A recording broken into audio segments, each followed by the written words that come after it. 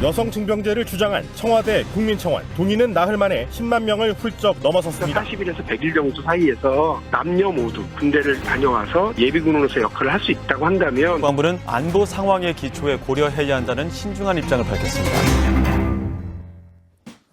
네, 대선 출마 선언을 한 민주당 박용진 의원이 낸 책 뜨거운 논란을 부르고 있습니다.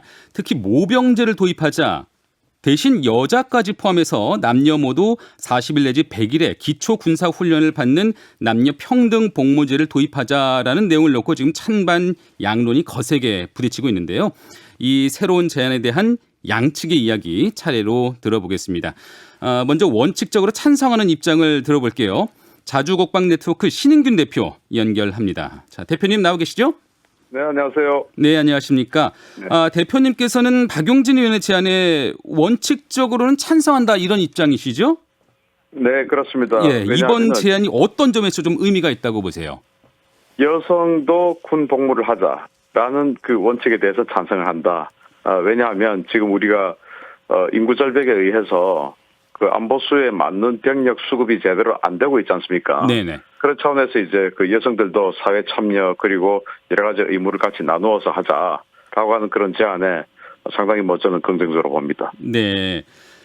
일단 병력 자체가 좀 모자라니까 여성까지도 병역 의무를 구체적으로 지게 하자 이런 말씀이시네요. 그렇습니다. 예. 네네. 근데 지금 특히나 그 군 내에 여성이 더 잘할 수 있는 그런 병과들이 많이 있거든요. 네. 예를 들면 최근에 그 동해 지역에서 경계를 잘못해서 뚫리고 했지 않습니까? 네네. CCTV 같은 그런 CCTV 경계병이라든지 정군 이 군수 지원 이런 분야에 여성들이 활약할 수 있는 곳이 상당히 많아요. 네. 우리가 병력이 있다 하더라도 실제 창 끝에서 전투를 하는 전투 부대는 한 50%밖에 안 됩니다.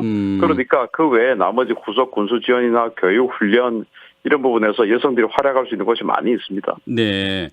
그래도 어쨌든 간에 군이라는 특수성이 있긴 한데 남녀의 그 체력적 신체적인 차이가 있진 않을까요? 그 제대로 복무하기 위해서는 여성이 잘 수행할 수 있을까 하는 우려도 있을 건데요. 그렇죠. 그래서 이제 그 이스라엘 같은 경우 우리가 잘 봐야 되는데 우리 안보 수요가 우리나라처럼 좀 불안한데 이스라엘 아니겠습니까? 그래서 이스라엘은 남자는 32개월 복무를 시키고 여자는 24개월 복무를 해요. 다 네. 의무 복무인데 그러면서 여성에게는 그 방금 말씀드린 것처럼 전투병과 복무를 안 시킵니다. 그래서 후속 군수 지원이나 이런 부분을 다 하고 그렇지만 이제 예비군은 다 같이 복무를 하죠. 네. 이런 측면도 있습니다. 지금 임신이나 출산 등의 측면에서는 여성이 감당하고 있는 사회적 역할이 있다.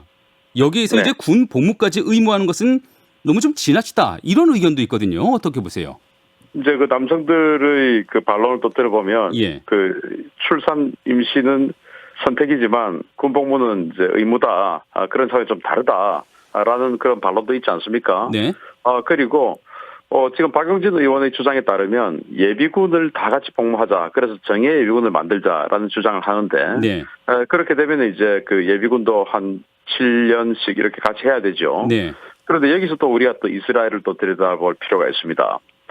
이스라엘 같은 경우는 공의 예비군을 하고 그 박용진 의원의 이 정예 예비군 제도를 보면 지금 현재 우리 군이 훈련을 받는 예비군처럼 이렇게 해서는 정예 예비군이 되지가 못하죠. 2박 3일 동원 훈련 해가지고 반나절 정도 비디오 보고 교육 내부 교육하고 그리고 이제 한 이틀 정도 외부 교육하고 훈련하고 이렇게 해서는 정예가 안 되죠. 네. 이스라엘처럼 1년에 30일 이상 위켄드 솔저가 돼야 됩니다.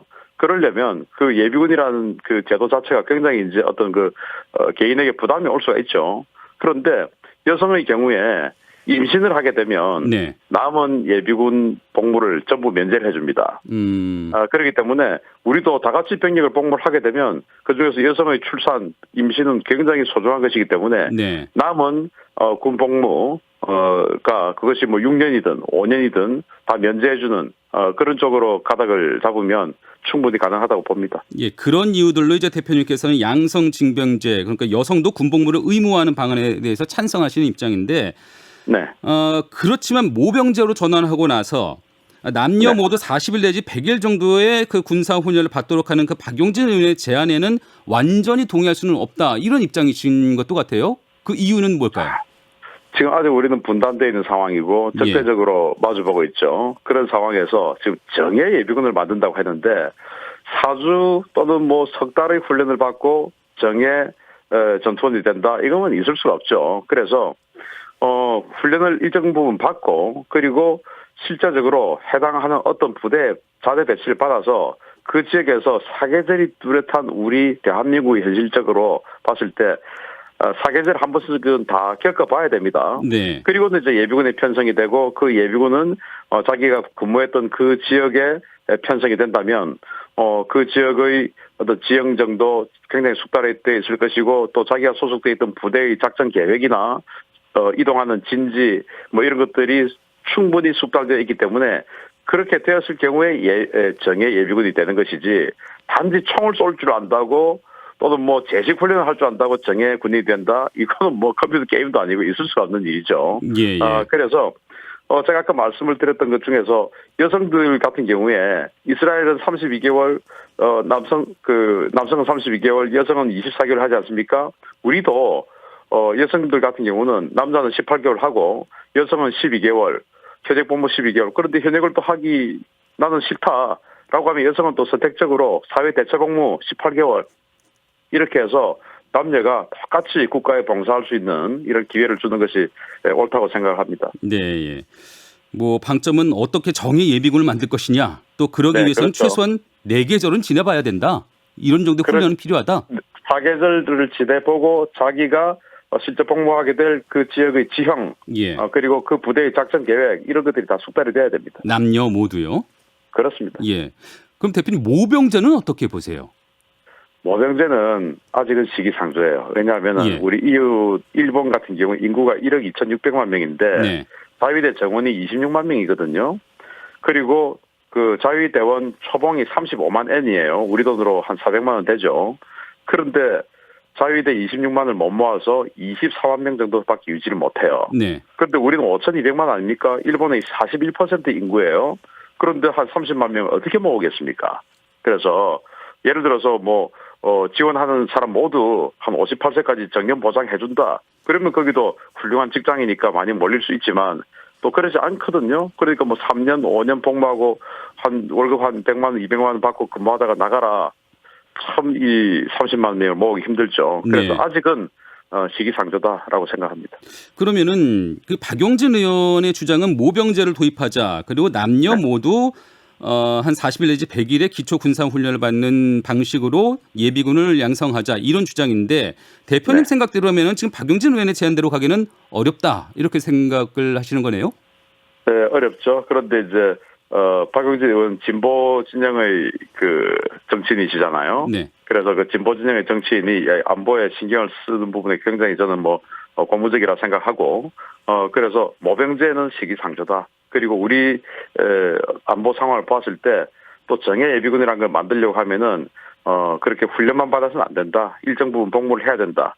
자, 그런데 양성 평등 차원에서 남녀 평등 군 복무를 하자라고 네. 한 이 화두를 젊은 정치인 또 특히나 진보 정치인이 던져서 아주 그 큰 거부감 없이 우리 사회에 녹아들어서 지금 이것이 하나의 큰 화두가 됐다는 데 대해서는 굉장히 긍정적이고 네. 가치 있는 일이었다라고 저는 봅니다. 앞으로 이것을 계기로 해서 더 발전된 논의가 있었으면 좋겠다 이런 말씀이시네요. 그렇습니다. 예, 알겠습니다. 말씀 잘 들었습니다. 여기까지 말씀 듣도록 할게요. 감사합니다. 네, 자주국방 네트워크 신인균 대표였고요. 자, 이어서 조금 다른 입장, 이런 논의에 반대한다는 입장도 한번 들어보도록 하겠습니다. 평화운동단체 전쟁 없는 세상의 이용석 활동가 연결합니다. 이용석 선생님 안녕하세요. 네, 안녕하세요. 네, 안녕하십니까. 박용진 의원이 제안한 남녀 평등 복무제 어떤 부분이 문제라고 보세요? 일단 제가 아직 박용진 의원 책은 읽어보지를 못했는데 네. 뉴스쇼에 나오신 인터뷰나 아니면 언론 보도 내용을 종합해서 좀 판단해 보면은 좀 너무 병역제도라는 복잡한 문제를 단순하게 접근한 게 아닌가. 어떤 남녀 간의 평등? 이것도 물론 중요한 가치인데 이 측면만 좀 바라본 게 아닌가 싶고요.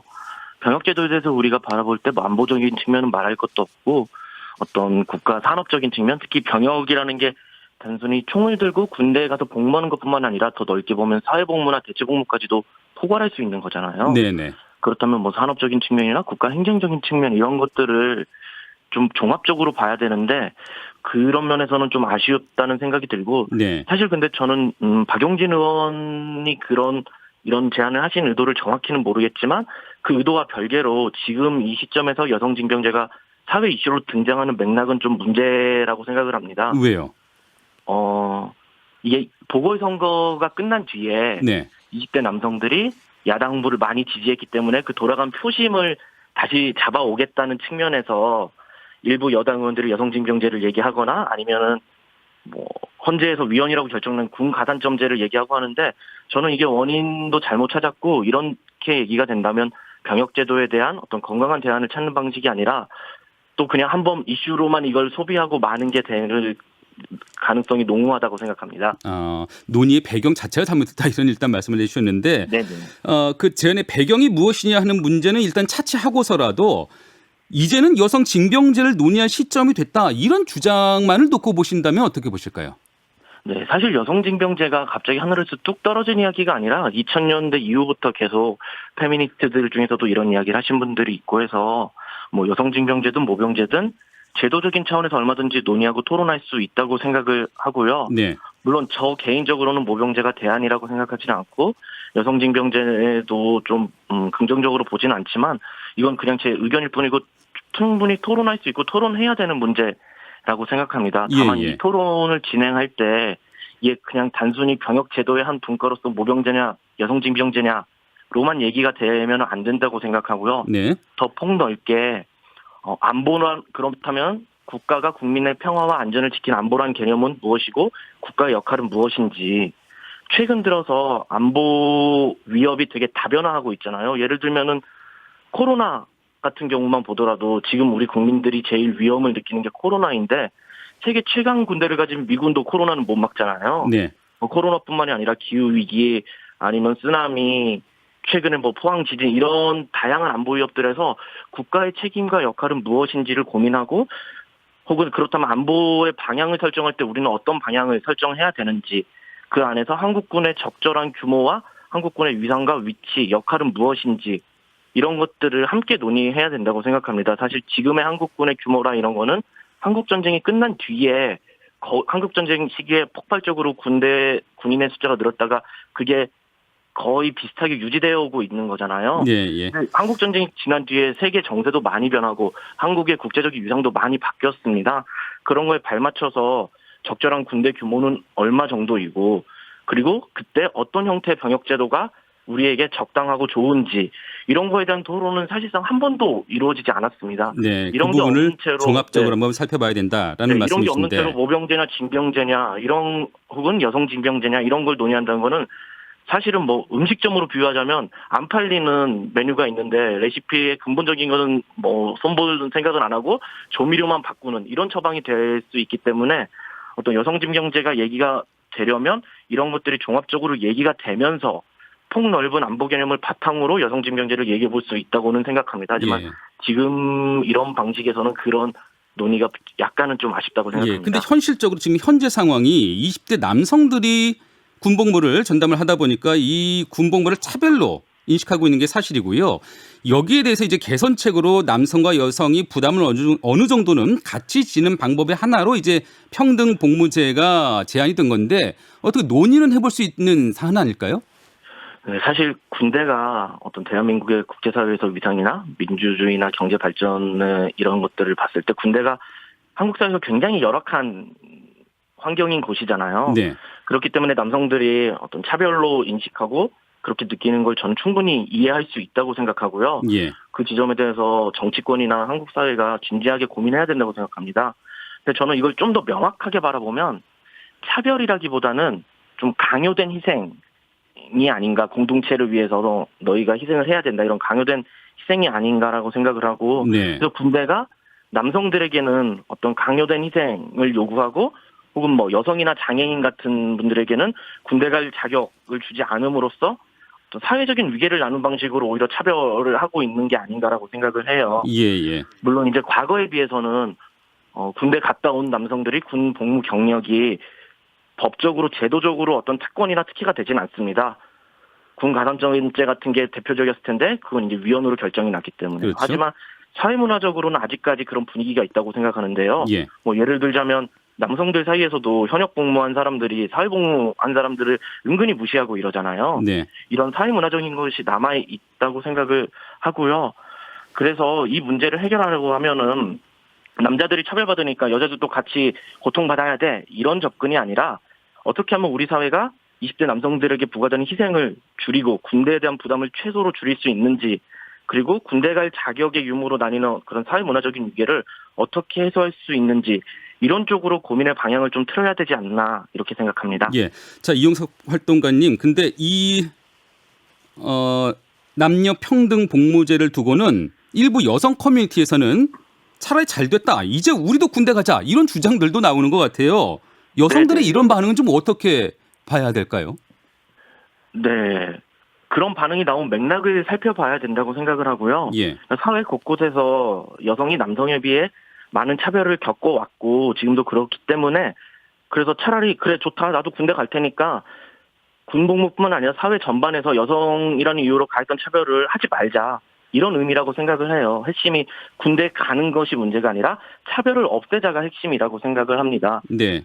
네, 그래서 이 문제에 대해서 논의할 때도 우리가 그러면 기계적으로 남자가 군대 가니까 여자도 군대 가야 된다 이런 방식보다는 우리 사회에 존재하는 성차별을 어떻게 줄일지 그런 뿌리 깊은 성차별의 문제를 함께 보면서 또 국가가 특정 연령대의 남성을 강제로 징집하는 데서 발생하는 문제점들을 또 어떻게 개선할지 이런 것들을 좀 같이 고려하고 논의해야지 이게 어떤 남성과 여성의 갈등이나 대결 구도로 이야기가 된다면 오히려 여성의 차별을 없애거나 여성의 권익을 신장하는 데도 도움이 되지 않고 20대 남성들이 군대 가서 겪게 되는 어떤 박탈감이라든지 아니면 사회적인 희생, 개인의 삶에 대한 자유의 박탈 이런 것들을 개선하는 데도 큰 도움이 안 될 거라고 생각합니다. 네. 논의의 초점이 한마디로 좀 잘못돼 있다. 네네. 예. 바람직한 논의는 지금 현재의 군의 차별, 군의 그런 문화 같은 것들, 그것을 시정하는 것에서부터 시작돼야 된다, 이런 생각이시네요. 네네. 그래서 더 현실적으로는 어떤 남성들이 느끼는 것들, 겪는 것들을 해소하기 위해서는 군 복무 기간을 최소로 단축시키고 임금은 최대로 늘리고 혹은 군 복무하는 동안에 사회가 단절되는 것을 최소로 줄이는 이런 방식으로 개선하는 게 훨씬 더 시급하고 현실 가능한 방안이 아닐까 생각합니다. 알겠습니다. 자, 오늘 말씀 여기까지 듣도록 할게요. 네, 고맙습니다. 네. 전쟁 없는 세상 이용석 활동가였습니다.